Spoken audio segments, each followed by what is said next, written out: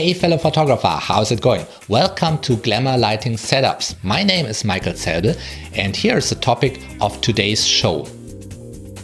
Today I would like to give you an example of how you can shoot photographs in a tiny room and make it looking like a big stage.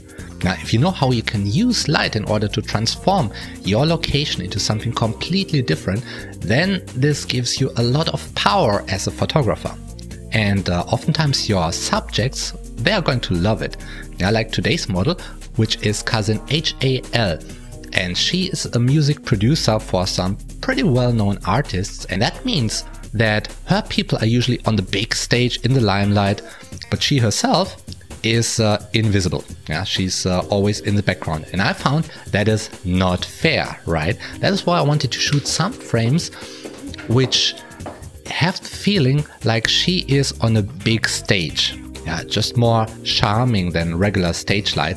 And the way I introduced this big stage feeling into our photographs is this. First of all, I used a black backdrop, which the viewer cannot see where the room ends. It's just completely black, so potentially the room where we are could be really large, right? Then the second thing is I used two speedlights in the background and they are firing directly into the lens. And that makes them look like they are big spotlights on a stage. Yeah, and they are not sharp anymore, so they are pretty blurry, so the viewer can't really identify them as speedlights. But wait, there's more. Let's have a look at the lighting diagram. So we have our model, cousin HAL, and she's sitting at the table, and on the table I put some silver reflective material to fill in some shades. Then we've seen the really black backdrop, and we've seen two speedlights firing into her back and into the lens. But another tricky part is the main light is coming from the side and it's even a little bit behind the model, so it's firing mostly from behind. And it's going through a big shoot-through umbrella, which makes it pretty soft. And if you have such soft light, it's not really like a stage. Now, if we have a look at the photo again, it's so soft. It's much softer than, let's say a follow spot on stage would be.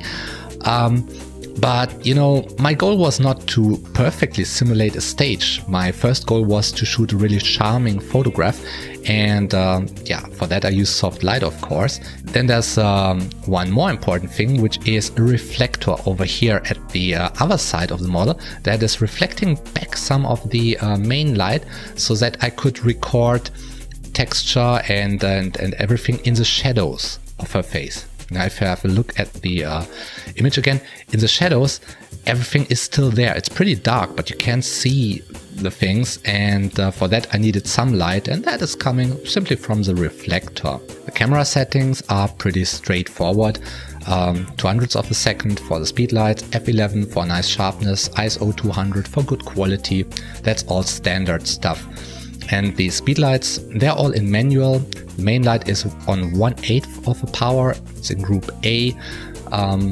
The two other speedlights are dialed down pretty low to 1/32 of a power because they should act as spots, but they shouldn't really, completely flare the whole image. And that is why I need just a little bit of power over here in group B. Both of the speedlights in the background are attached to one light stand.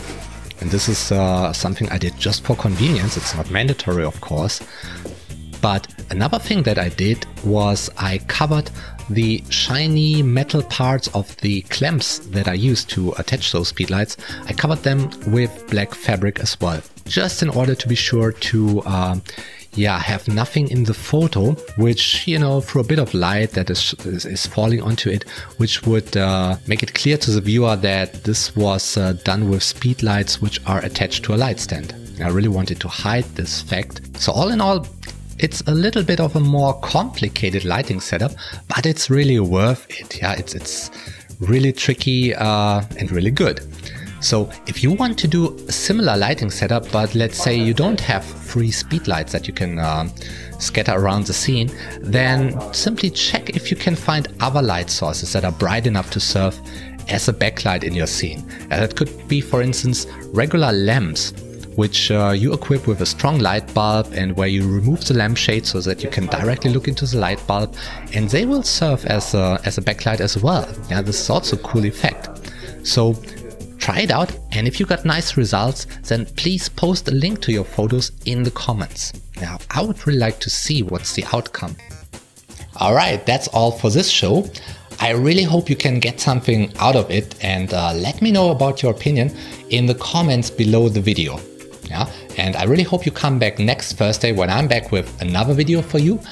Until then, have a lot of fun with your camera, your photo shoots, and for that I'm wishing you good light.